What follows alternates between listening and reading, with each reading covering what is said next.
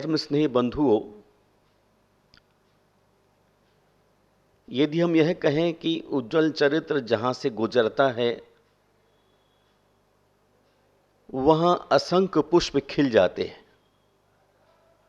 वायु स्वच्छ हो जाती है और वहां का यश चंद्रवत निर्मल भी निर्मल और दिग्दिगंत व्यापी हो जाता है, तो कोई अत्युक्ति न होगी। कारण चरित्रवान के विमल चारित्र में ऐसी ही अपूर्व शक्ति होती है। उसके पास सच्चरित्र प्रेमी वैसे ही आकृष्ट होते हैं जैसे पुष्प के पास भंवरे चले आते हैं, जैसे महासरोवर के पास गजयूथ अथवा गुलाब बनों के पास मकरंद प्रेमी मधुकर टोलियां, क्योंकि यहाँ की उनकी तृषा क्षुधा शांत हो वर्णातीत सुख प्राप्त करती है। यही सब कुछ सद चरित्रवान के निकट प्राप्त होता है। पुष्पों के पास जाओगे तो प्राण सुरभित वायु से अनुप्राणित होंगे। ईख के पास मधुरता की अतिरिक्त और क्या मिलेगा। केसर वनों में जितनी बार जाओगे उतनी ही बार भी अपनी सुगंधी तुम्हें लुटाएंगे। सच्चरित्रवान के पास जब जब जाओगे वह भी सदाचार का पराग लुटाएगा, क्योंकि उसके पास इसके अतिरिक्त और है भी क्या।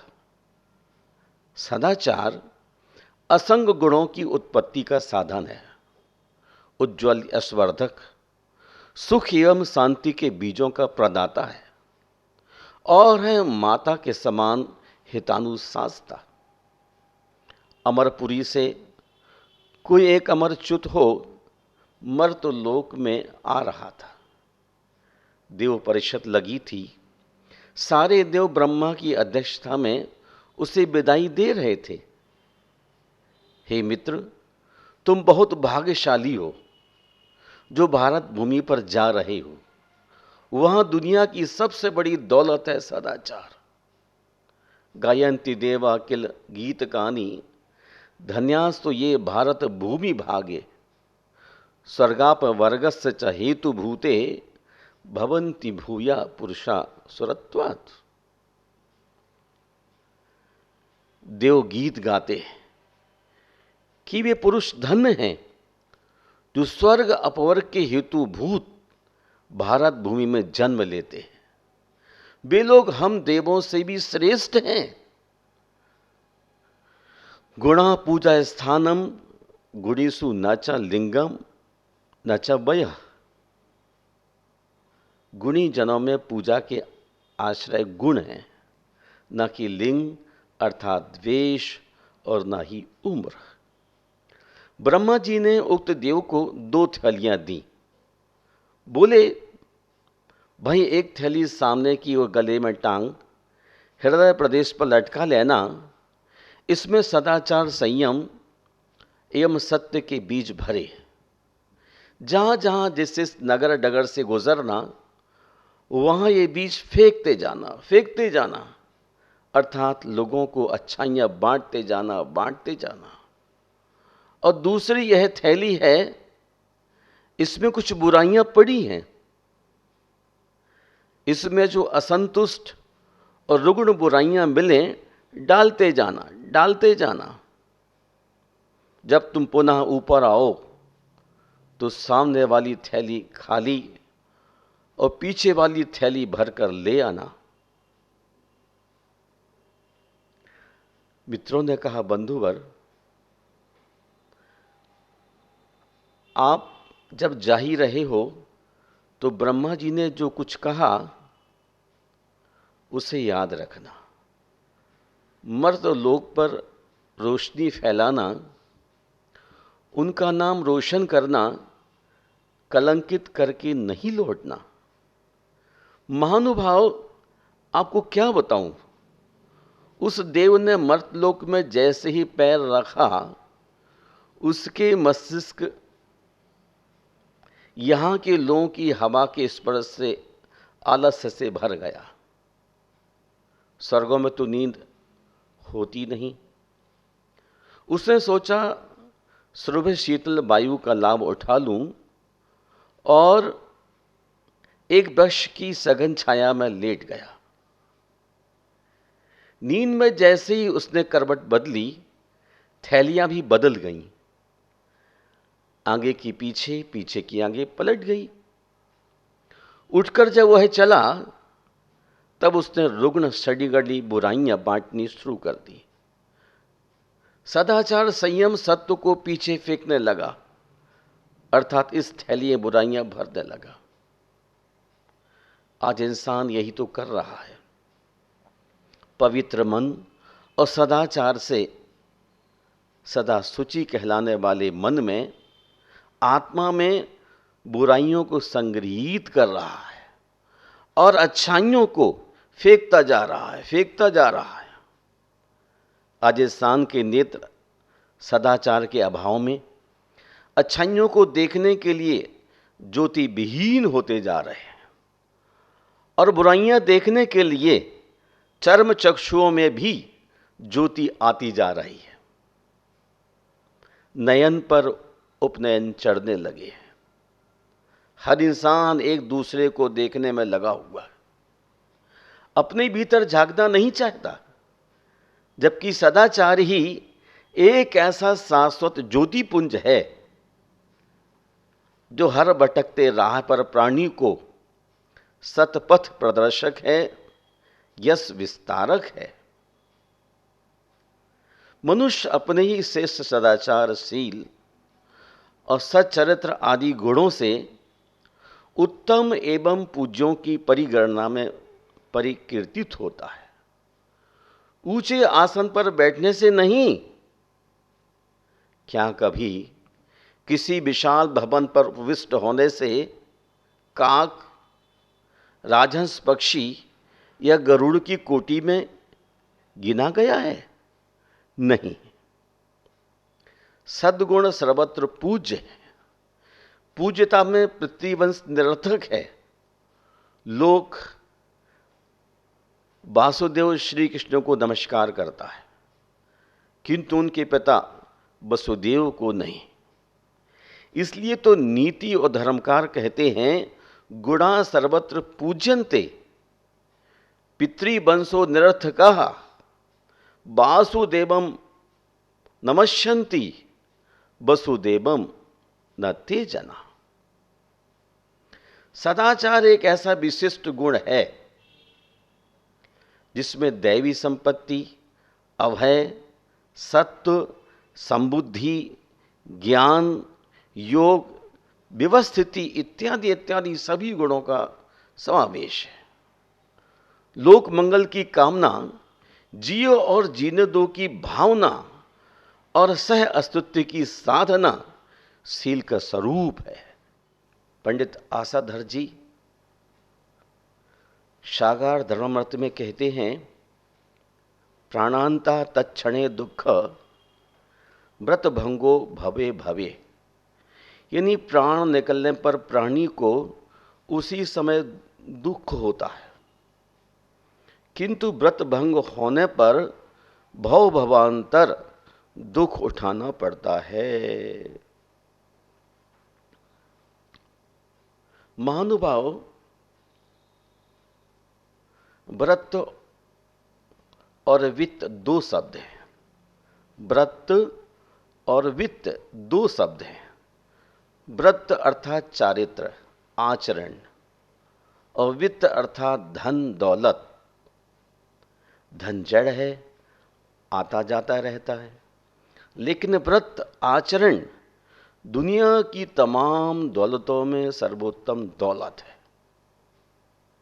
इसकी सुरक्षा सर्वयत्नेन करनी चाहिए।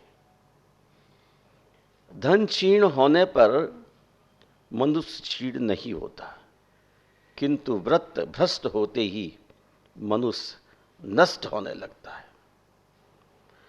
महात्मा गांधी भी सदाचार के संदर्भ में यही कहते हैं, यदि चारित्र का निर्माण नहीं हुआ तो जीवन के सारे रचनात्मक कार्यकलाप व्यर्थ है।